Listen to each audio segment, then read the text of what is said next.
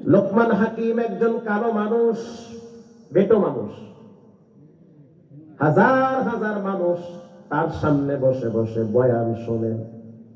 চমৎকার একটা কণ্ঠ আল্লাহ দিয়েছে, সামনে হাজার হাজার মানুষ বসে বসে তার বয়ান শোনে।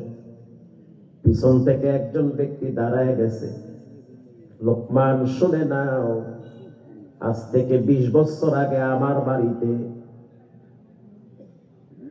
বাড়িতে আমার এক বন্ধু থাকতো। আমরা 2 বন্ধু একসাথে বকরি চড়াইতাম।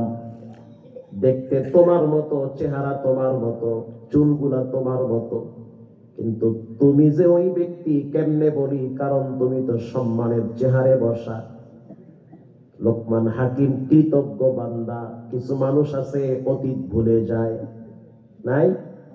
অতীত ভুলে যায়। বাবায় ফ্যান টাইনা খাওয়ায়া ছেলেরে ব্যারিস্টার বানাইছে, পোলা এখন ভাব ধরে মোর বাপ তো জহিদা। কথা কন না? লোকমান হাকিম বলেন, তুমি সত্য বলেছ। আজ থেকে 20 বছর আগে তুমি আর আমি একসাথে বকরি চড়াইতাম। আমি ওই ব্যক্তি।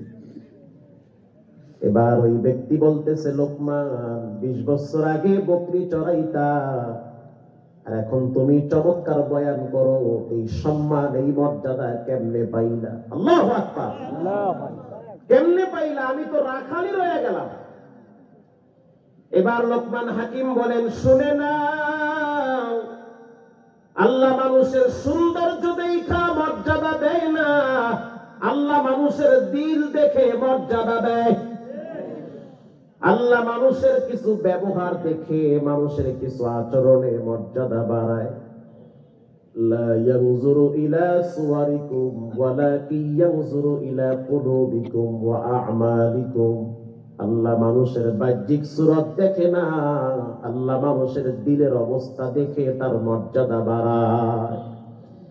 রাখাল কইতেছে, এই মিয়া, তোমার এত মর্যাদা বুঝলাম, কোন কোন কারণে এই মর্যাদা বাড়ছে? সমস্ত তাফসীরের কিতাবে আলোচনা আছে। এবার লোকমান হাকিম বলে, শুনে নাও, 3টা কারণে আমার রব আমার মর্যাদা বাড়াইছে। আল্লাহু আকবার। 1 নম্বরে,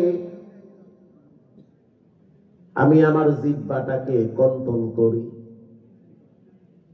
মা ইয়ালফিযু মিন কাওলিন ইল্লা লাদাইহি রাকীবুন আতীদ।